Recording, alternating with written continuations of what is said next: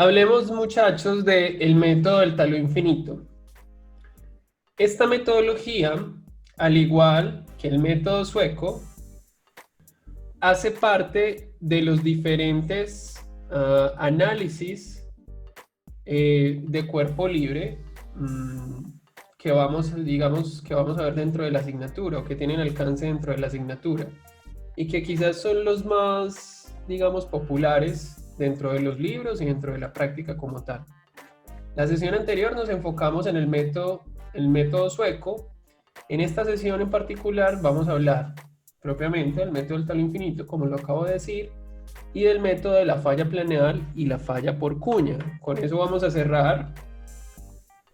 Vamos a hacer el cierre de los métodos de análisis de cuerpo libre y la siguiente sesión vamos a estar trabajando sobre los análisis de franjas verticales o también conocidos como los análisis de dovelas o la metodología de estabilidad a través de las dovelas. Pero eso será tema de la siguiente sesión. Entonces, por lo pronto, concentrémonos en lo que nos atañe, en el cuerpo libre, y terminemos de cerrar el círculo. Entonces, si hablamos, muchachos, del método del talud infinito, esta metodología considerará dos cosas, digamos, o dos hipótesis importantes e iniciales.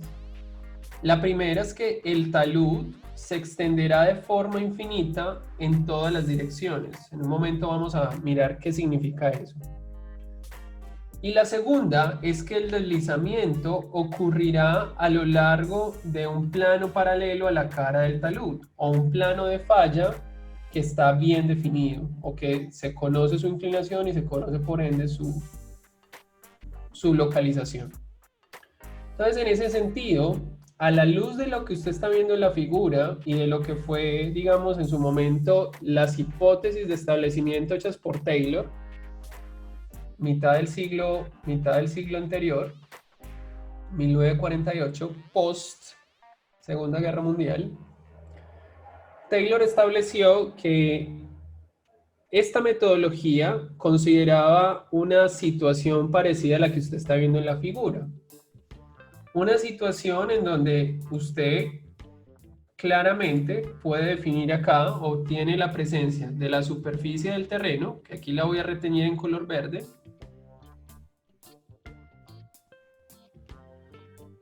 y en donde es posible dentro de esa superficie del terreno establecer o conocer un punto A y un punto B. Que ese punto A y ese punto B establece la longitud de lo que para nosotros será un bloque que es propenso a deslizarse o una hélice. Entonces, en ese sentido, dado que el deslizamiento ocurre a lo largo de un plano paralelo a la cara del talud, será muy importante también para qué? Será muy importante para esta metodología conocer dicho plano. Y que en este caso estoy retiñendo en color rojo. Ese plano, muchachos, que va a representar para nosotros, rigurosamente hablando, la superficie de falla,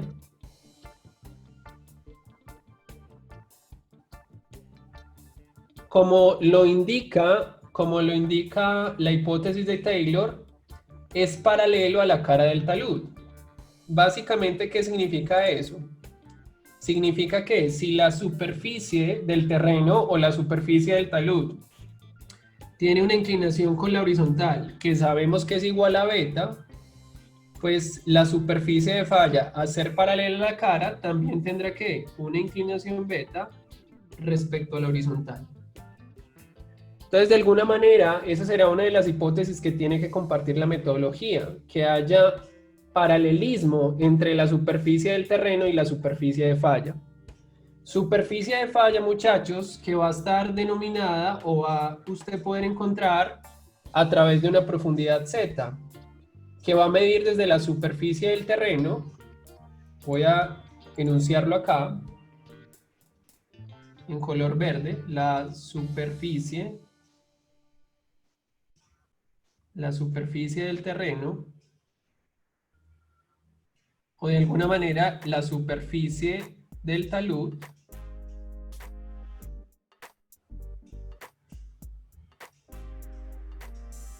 Entonces, desde la superficie del terreno, usted va a medir Z y ahí va a poder encontrar la superficie de falla. Esa Z está designada aquí sobre la derecha o sobre la convención de la derecha. Es una profundidad vertical. Entonces, dado que usted conoce A y conoce el punto B, ahora va a poder establecer que va a poder realizar una medida de una perpendicular desde la superficie del terreno que le corte la superficie de falla. Esto va a ser una perpendicular. Y a través de esa perpendicular, cuando esta corta la superficie de falla, usted va a poder establecer este punto que vamos a llamar A' sobre la izquierda y B' sobre la derecha. Lo cual nos permitirá a nosotros que establecer en este color, en este achurado que estoy haciendo en pantalla, establecer la existencia de un bloque. Por eso hablamos de que L es la longitud de un bloque. Y que ese bloque eventualmente usted le va a poder conocer un peso y a partir de ese peso hacer una descomposición de fuerzas y eventualmente establecer un factor de seguridad o analizar la estabilidad de dicho talud. ¿Qué es lo interesante de esto, muchachos? Que, como lo decíamos en la sesión anterior, para todos los análisis de estabilidad de taludes, nosotros vamos a considerar que una condición BAPS. ¿Recuerda qué es BAPS? ¿Qué significa la condición BAPS desde el punto de vista de la estabilidad del talud?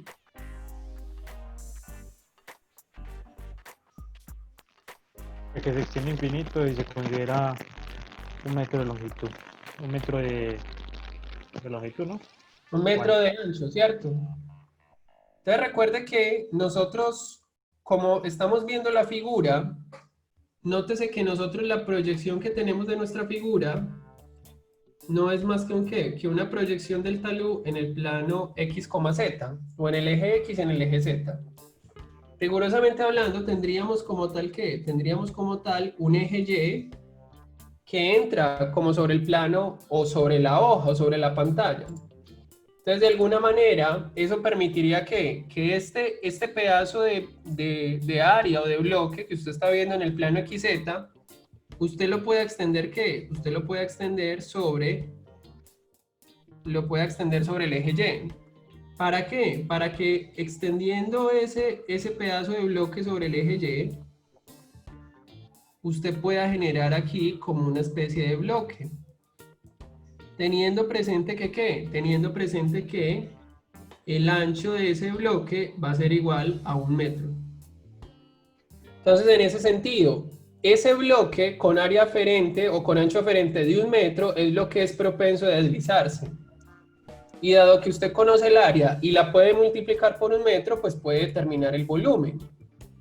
Y dado que conoce el volumen y que eventualmente usted está en capacidad de conocer el peso unitario del material que es propenso a deslizarse, usted podrá conocer ¿qué? Usted podrá conocer el valor del peso porque multiplica su volumen por el peso unitario del material.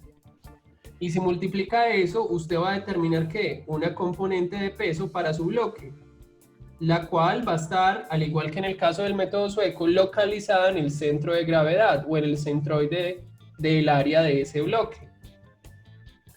Y lo cual le va a permitir a usted ¿qué?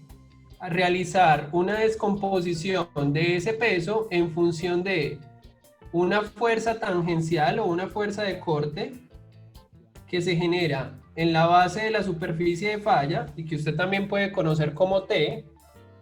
SS usted lo puede encontrar en la literatura o viene de el inglés shear force. Y digamos que en latino, por así decirlo, hablaríamos de una fuerza T, una fuerza de corte o un shear force. Y adicionalmente, o adicional a esa fuerza de corte, usted podrá tener que una perpendicular sobre la superficie de falla, que es una fuerza de reacción y que en este caso hace referencia ¿qué? A una fuerza normal. Nótese cómo S y cómo N están aplicadas sobre ¿qué? Sobre la superficie de falla. Entonces, de alguna manera, esa S y esa T guardarán relación sobre el área de la superficie de falla o sobre el área del bloque en la base que es capaz de deslizarse y que tendrá como componentes importantes el peso W y, como no, el ángulo beta. Porque usted de alguna manera podrá descomponer W en términos de S beta para poder hallar las fuerzas resultantes. Ese, muchachos, viene siendo como la base del talud infinito. Saber que el material, o usted va a tener un bloque que es propenso de extenderse en las direcciones sobre las que está hablando el talud, y que el deslizamiento ocurre a lo largo de un plano paralelo. ¿Qué es importante complementar acá en relación al nombre como tal, a lo que significa talud infinito? Dado que estamos en una condición BAPS, pues ya sabemos que sobre el eje Y podemos tener una longitud que es infinita. ¿Qué ocurrirá desde el punto de vista del plano XZ? Ocurrirá que para que este método sea denominado infinito, vamos a considerar o vamos a decir que la longitud del bloque, que es propenso a deslizarse, es significativamente mayor a la profundidad Z. Eso es lo que vamos a decir. Entonces, en ese sentido, si usted tiene un proceso que es muy largo en comparación con la profundidad sobre la cual está deslizando, eso lo hace usted ¿qué? Lo hace usted merecedor de analizar su talud o su estabilidad a través de dicha metodología o del talud infinito como tal. Y va a notar que a diferencia del método sueco, recuerde que en el método sueco la superficie de falla es circular. En el caso del talud infinito, lo que tenemos básicamente es que es una masa que falla a través de un plano definido. Una masa o un bloque de suelo que se traslada de un punto hacia otro. ¿Qué significa eso a la luz del establecimiento del factor de seguridad y de la valoración de la estabilidad? Que en el caso del método del talud infinito, usted podrá considerar el mecanismo de equilibrio límite desde la definición propia del punto D, es decir, desde la relación que hay entre el cortante de resistencia sobre el cortante actuante, como usted lo ve en pantalla, o eventualmente convertir esos cortantes desde el punto de vista del fallamiento o del tipo de falla como tal, y hablar entonces de un factor de seguridad asociado a un proceso traslacional, porque la masa se traslada, va de un punto hacia otro, y de esta manera que valorar dicha estabilidad en función de las fuerzas, una fuerza de corte resistente sobre una fuerza de corte actuante. A diferencia en el caso del rotacional, donde siempre analizamos en términos de momentos. Eso, muchachos, es de alguna manera el punto de partida y a su vez el punto de llegada. ¿Por qué?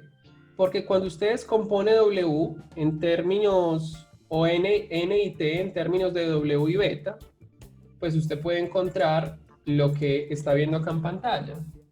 Que el valor de la fuerza cortante, o de T, es igual a W seno de beta, y que el valor de la fuerza normal es igual a W coseno de beta.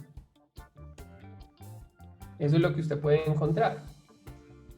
Y dado que usted conoce el ancho, que es unitario, mírelo acá, porque tenemos una dirección perpendicular al plano, o básicamente consideramos que lo que acabamos de decir, una condición BAPS, podemos entonces ¿qué? Expresar el peso en función del área por ese metro de profundidad multiplicado por el gamma del material. Entonces, ¿qué tendremos acá? L por Z coseno de beta representa la del área en el plano XZ. Si lo multiplicamos por un metro, nos da el volumen. Y cuando ese volumen lo multiplicamos por nuestro gamma, pues obtenemos que una obtención del peso. Si nos llevamos ese peso hacia las expresiones de fuerza de corte y fuerza normal, entonces podremos encontrar lo que aparece acá en la parte inferior de la pantalla, que la fuerza normal y la fuerza de corte sobre la superficie de falla o sobre el plano de deslizamiento, como aparece acá, ¿es función de quién? Es función del peso unitario del material, de las dimensiones del bloque y del ángulo de inclinación del plano de falla. Esto, muchachos, es lo que a la larga nos va a permitir que valorar la estabilidad, porque podemos determinar esta fuerza S y esta fuerza N en función de los parámetros geométricos del bloque y de la inclinación que tenga el bloque respecto a la horizontal, asociado esa inclinación a la superficie de falla. ¿Me hago entender con eso? Sí, profe. Muy bien, si no me la cantan. Ahora, ¿qué significará esto? Como nosotros planteamos el equilibrio límite, como lo acabamos de ver, en función de esfuerzos o eventualmente en función de fuerzas, nosotros estas fuerzas la podemos convertir en esfuerzos a partir de la definición del esfuerzo, que sería para nosotros ¿qué? Sencillamente una fuerza divide un área. Entonces, de alguna manera, si estas fuerzas que aparecen acá en pantalla, en el fondo de la pantalla, nosotros las podemos dividir sobre el área de la superficie de deslizamiento, o más bien sobre el área del bloque en contacto con la superficie de falla, eso nos permitiría a nosotros hablar de unos esfuerzos. Entonces, de alguna manera, nosotros podríamos decir lo siguiente, que en el caso del esfuerzo de corte, ese esfuerzo de corte será función pues, de la fuerza de corte dividido sobre un área. Esta fuerza de corte, recuerde que también la podemos llamar T, si hablamos en latino. Y esta fuerza normal, cuando se divide sobre un área, pues entonces nos permitiría hallar a nosotros ¿qué? Un esfuerzo normal. Entonces, de alguna manera, si nosotros hacemos eso, con estas fuerzas que están acá, podemos entrar a producir los esfuerzos sobre el plano de falla. ¿Por qué? Porque somos capaces de conocer el área de dicho plano, que viene siendo igual a ¿qué? A L por 1. ¿Por qué? Porque si en la parte superior o en la superficie del terreno el bloque mide L, pues medirá lo mismo en la superficie de falla.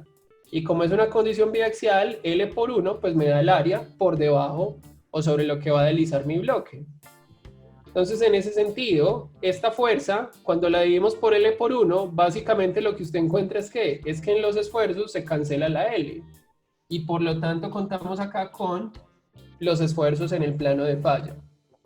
Y como tenemos que, desde el punto de vista del factor de seguridad y desde la definición más pura de este viene siendo igual a el cortante de resistencia sobre el cortante actuante, pues va a notar usted como el cortante que se encuentra en la parte superior y que acabamos de determinar gamma z coseno de beta seno de beta, viene siendo el cortante que usted tiene que vencer en la base de la superficie de falla para que el bloque se mueva.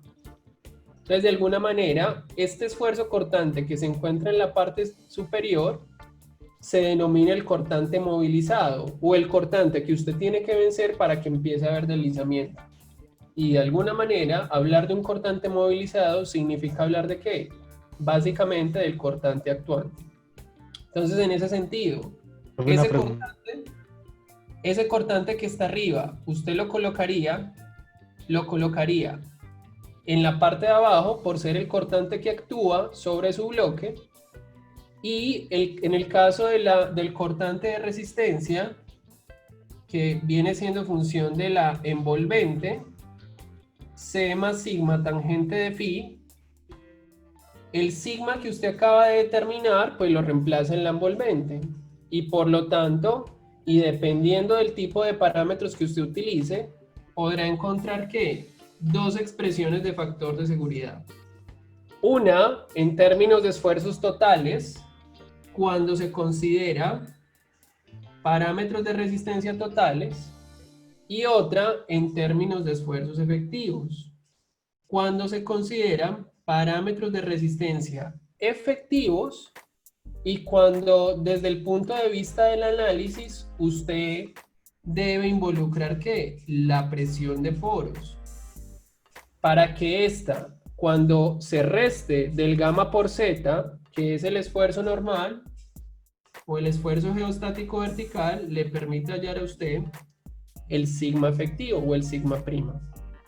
Y por lo tanto, muchachos, para que usted pueda analizar desde el punto de vista del problema del talud infinito, una condición total o efectiva, no drenada o drenada. Profe, ¿cómo es que se halla el cortante resistente? El cortante de resistencia con la envolvente. Esa es la envolvente de Coulomb. Véalo acá. Pues tau R es igual a esto. El tau de resistencia lo da la envolvente.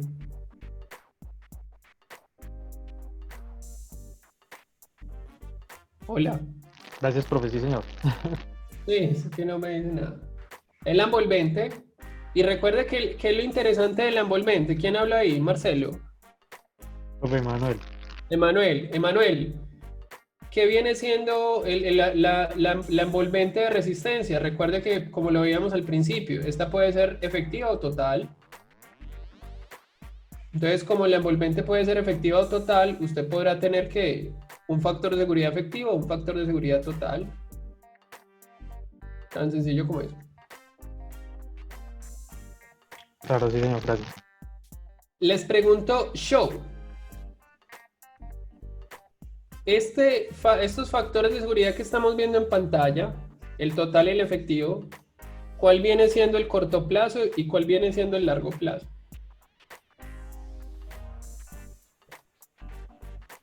A ver, no sería como el corto plazo el total y el largo el efectivo, porque ya solo estaría como el suelo.